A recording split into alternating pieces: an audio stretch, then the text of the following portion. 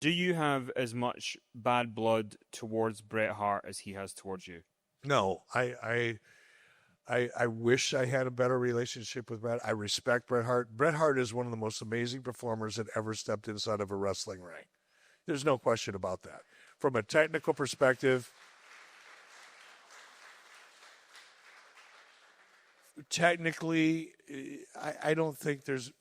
Ric Flair is pretty amazing. I think Bret Hart is, in some respects, more versatile. He's capable. You know, if you go back and you watch a lot of Ric Flair's matches, they're pretty much the same match over and over and over again with a couple of different variations in there. Bret Hart could have a 60-minute match 3 nights a week, and not one of them would be the same as the other. Bret's pretty amazing. But we came together at a certain point in time, and there were certain things going on at that time, and Bret holds me responsible for a lot of it, and I'll accept that from Bret's perspective. It's Bret's perspective. Bret doesn't have the same perspective that I do because he wasn't the boss. He's got the perspective from his talent point of view, and, you know, some of it is fair and justified. I know that obviously a lot of times with the podcast and stuff, you talk about the stuff with Bret. But if Bret was watching this, would you have a message for Bret now? Would you like to have a better relationship with him? If Bret was sitting where you are right now, I would say, Bret, let's just go get a beer. Let's just go get a beer.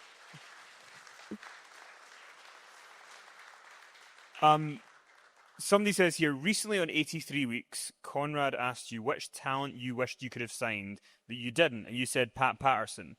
And this person says, while I think that's a great answer, you avoided the real question, which is which in-ring talent do you regret or wish you could have signed? There was nobody. I had my pick, by the way. There was a point in time when in WWE, as I found out when I came to work for them years later and became very friendly with some of the key executives, there was a point in time where WWE couldn't afford to pay the company that serviced their water coolers to keep their water coolers full. So they literally had their water service. They had their water coolers taken out of the building because they couldn't afford it. There was a point in time when I could have taken anybody except for The Undertaker. Mark wouldn't have come over under any circumstances. Who else? Okay, that's it. No, I think you're right about that. I think you're right about Steve Austin. Probably would have been another one. Somebody says here, or Brian says, can you tell us a crazy or funny Scott Steiner story?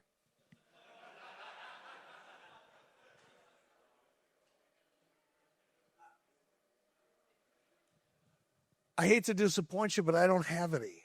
You know, I was... Oh, f*** off. This has been a good show. No, Or what was Scott Steiner like to work with? Because people see him as this like, for example, we did the tour with him in 2016, and I couldn't find him before the show, and he was pacing in the kitchen backstage listening to disco music to prepare to come out and talk. Like, he's a weird guy. He's different. What was he like? But the reason I say I don't have any crazy or funny Scott Steiner stories is I never hung out with Scott Steiner. I would see Scott at television. I would see Scott in a professional environment. And even though it's professional wrestling, it's still a working environment. So it's not like I was on the road. I wasn't in the car driving 300 miles while we're drinking beer and snorting blow and having a hooker in the front seat. I didn't see any of that stuff. Everybody else got to. I wasn't invited to the freaking party because I was the boss, right? Doesn't work that way. So I don't have a lot of the same stories and perspectives that wrestlers have about other wrestlers because I didn't hang out with them in that regard.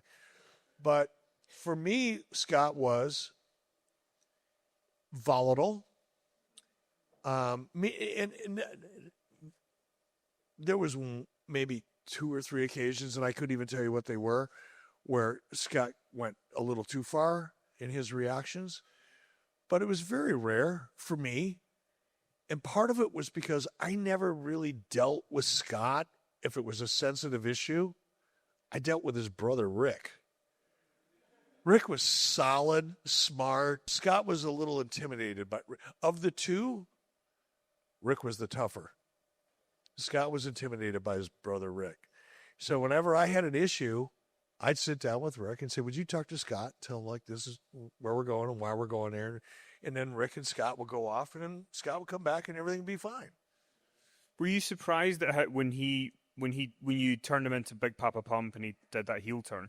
Were you surprised at how successful he was? Because even in the dying days of WCW, he was one of the things that people still raved about and said was like a good part of the show. It's really interesting. That's a really great question, by the way, whoever asked it, because Scott Steiner really started to peak at the very end of WCW. He really finally found his own character right at the very end of WCW. He did those crazy interviews, which at the time we were all sitting back going, the hell was that? But have since become kind of like cult favorites, like the math interview, you know? But when he actually did that, we're all sitting backstage going, what the hell was that? We didn't appreciate it at the time the way we appreciate it now. I got along with his brother Rick well. We're still good friends. Rick and I, it's been a long time now, but we took hunting trips together up in Canada, and we've had in Colorado with my wife and our son, and we spent a lot of personal time together. I never spent a lot of personal time with Scott. Scott was volatile. He was emotional. He was tough to be around for a lot of people, but I just don't have any crazy Scott Steiner stories. If AEW or WWE offered you a job now, would you take it, and what would you do differently? Ugh. And I say ugh, because that's a hard one. I'm not financially independent. I'm not going to pretend. So if the money was very significant, that was what I would consider life-changing, and it wouldn't have to change my life a whole lot, but even just a little bit, I would think about it if it was WWE. I would not think about it if it was AEW. And I'll tell you why. Much like when I went to work for TNA, and I said, okay, I'm coming in here, but I don't want anything to do with management. I don't want to hire anybody. I don't want to fire anybody. I'm here to tell you what I think. And if you like it, great. If you don't, that's fine too. That was my job. But because I was there and I used to be the boss at WCW and I have a big personality, or did, probably still do to a degree, everybody thinks if I walk into a company, I'm calling all the shots. If I walked into AEW is all over themselves right now. They not only shit the bed, they roll in it every single night. And it's like, if I showed up there, all of a sudden, all those issues are because of me. And I don't want anything to do with that at this stage of my life. If I was in my 30s or 40s, I probably would go, yeah, I don't give a f-. But at this stage of my life now, I just don't need it. And I don't need the money bad enough to put up with that kind of perception. If it was WWE, I'd have to think long and hard about it, and it would have to be a really good situation, because I went there for a cup of coffee back in 2019, and it became very apparent to me that I've reached a point in my life where there's certain things I'm not willing to compromise, lifestyle-wise, where I live. Just there's certain things I'm not willing to do. And I don't know that I could fit in. That's the real answer. If I thought I could fit in and contribute, I'd do it in a heartbeat. But the real honest answer that I would have to spend time talking to myself and my wife about is whether or not I could honestly find a way to feel comfortable doing it. The next question is a really deep personal question for you to answer. I can't wait for Philip. Philip wants to know, how bad was Hogan's Celebrity Championship Wrestling?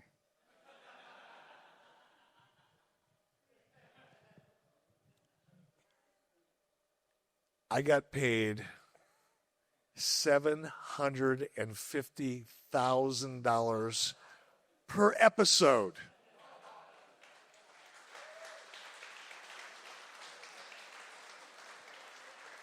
For 8 episodes. Do the math. Now, I didn't make all that money because it cost us a lot of money to make that series. And I had a business partner, so we did split the profit that did come with that. But my partner and I probably split $250,000 an episode from that. So it was financially, it was very successful for us. The television network believed it was very successful. It delivered for them. For the wrestling audience, it sucked. But for the general television audience, it worked very, very well, and we made a lot of money. Could you tell some stories or tell your wildest story about the Collision in Korea show? When I was in grade school, maybe 8 years old, 10 years old, I was a horrible student. And I remember sitting, and I grew up in Detroit, and I was in a school, it was called Dort Elementary. By the way, Eminem and I went to the same elementary school. I was there about 15 years before he got there, but same school. But I used to sit in class, and I couldn't stand listening to my teacher talk or paying attention to the class. And I used to stare out the window, and in my mind, I would imagine that I was on a ship, and that this is my imagination. I would drift off, and I would imagine that I was sailing around the world. I loved history. I loved history. I loved geography. Everything else I couldn't stand. So I've always had a fascination with other cultures. Like when we would, in history, we'd learn about, Marco Polo and the salt trade and the spice trade and how, Europe and evolved and the trade between India and Europe and all that. And I was like, man, it's fascinating. I was always fascinated with other cultures. Okay, now fast forward to 1995. I had already been introduced and done business with Muhammad Ali. I had a superficial relationship with him and mostly with his wife. His wife, Lonnie, was the one that communicated for Muhammad Ali when it came to business opportunities. She was like his manager. And I get a phone call from Antonio Inoki. Antonio Inoki at the time was the head of New Japan Pro Wrestling. He was also a very active political figure in Japan at the time. He was a member of what was called the Japanese Diet, which is similar to, in the U.S., similar to a senator.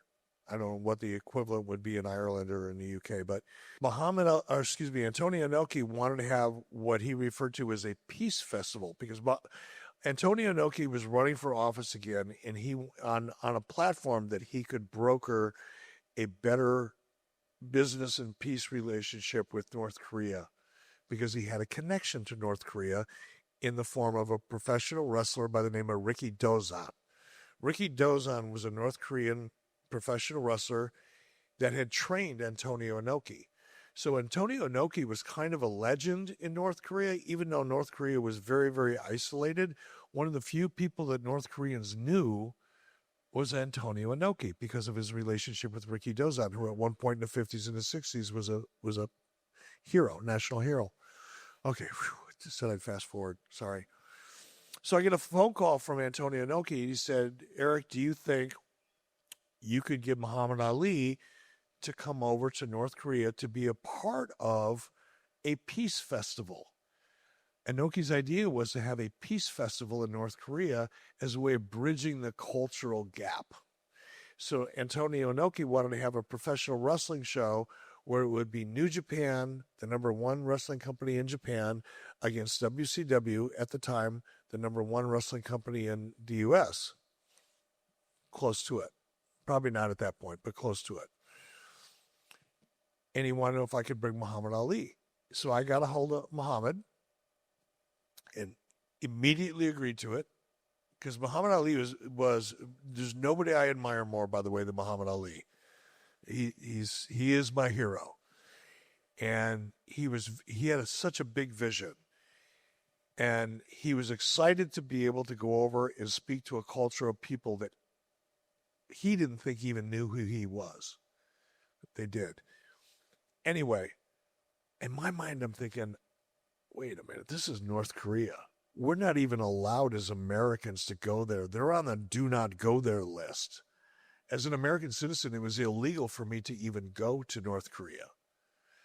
The only way I could get there is if I went to Japan first and then through Japan went to North Korea. And that's what we arranged. So I got together a group of wrestlers and I said, look, here's the deal. We're going to Pyongyang. We're going to go wrestle in Tokyo for a couple of nights. And everybody loved doing that because Japan is fun. And then we're going to go to Pyongyang, North Korea. And half the crew went, where's that? The other half went, fuck you. I'm not going there. But I thought, what a great experience. What an opportunity to immerse yourself in a culture that is so entirely different than your culture. And I firmly believe, as I'm sitting here tonight, that makes the world a better place. You know, if we all live in our own little bubble and we only believe what we believe, or we only experience what we experience, what leads you to believe what you believe, you're pretty isolated. And I've always thought that way from the time I was a little kid sitting in the schoolroom looking out the window, imagining being on a ship sailing around the world. So I said, yeah, I'll do that. I didn't ask Harvey Schiller, my boss. I didn't tell anybody at Turner Broadcasting. I didn't ask for permission because Ric Flair told me one time, don't ever ask for permission, kid. Beg for forgiveness. Because if you ask for permission, they're going to tell you no. Just beg for forgiveness after you do it. Hopefully it'll work out. I went, yeah, that'll work. So I went there, and it's one of the things I am to this day most proud of. It had the most impact on me. I got to know Muhammad Ali on a level that I would have never, ever imagined I would get to I mean, we became friends. I got to experience a culture that is so unbelievably different than anything anybody in this room, unless you're from North Korea, has ever experienced. And I'm proud of that. Took some balls to do that one.